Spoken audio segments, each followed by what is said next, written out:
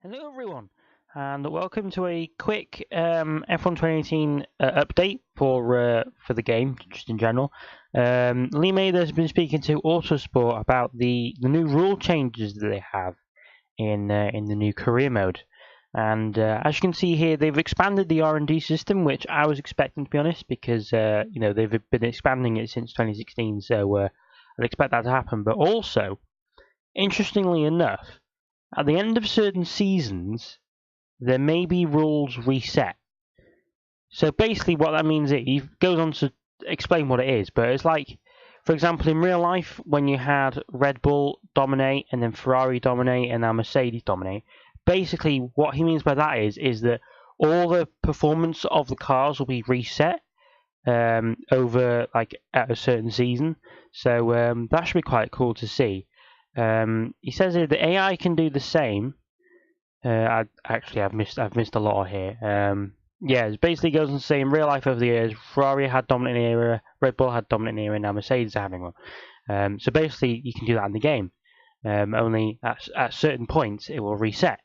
Obviously, he's not said when that is because obviously that'll ruin the excitement of the rule change and all that. But he says here now there is a possibility of a rule change at the end of season, and if the player chooses to protect some of their R&D points, then they can start the next season with a strong car.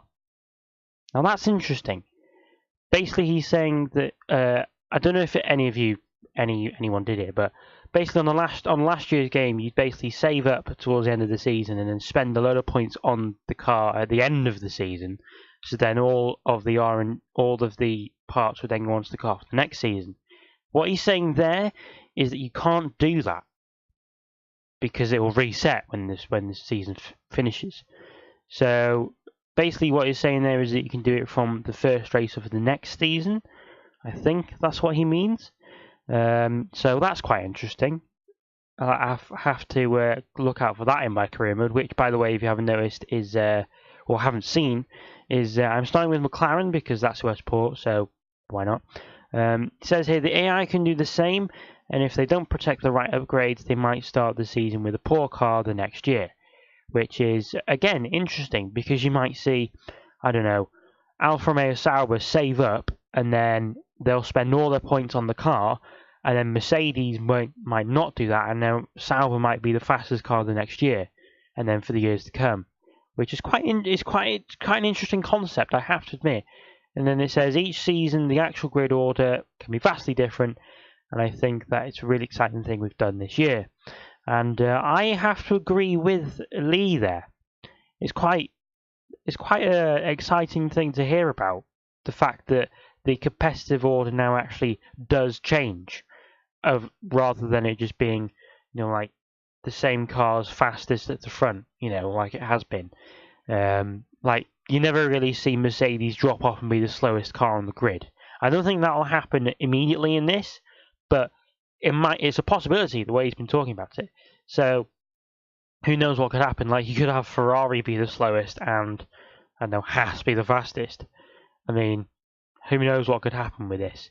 And then they go on to say a lot of other stuff, and I think this is Autosport's view on the game. But that's all for this video. Just a quick little update on what Lee has been saying to Autosport, and hope you all enjoy this weekend's Grand Prix.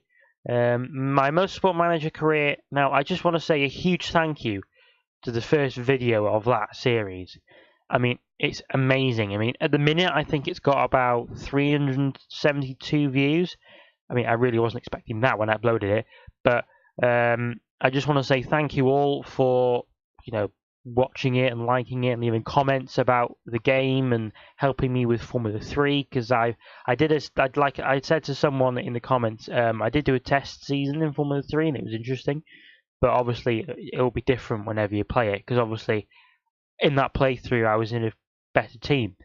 This playthrough I'm not in that great of a team, if that makes sense. But the second episode will be up soon. Haven't recorded it yet because I've been busy doing other life stuff, but it'll be up soon, I promise. But without further ado, that's the end of this video. Please do leave a like and a comment and subscribe for more, and I will see you all next time. Goodbye.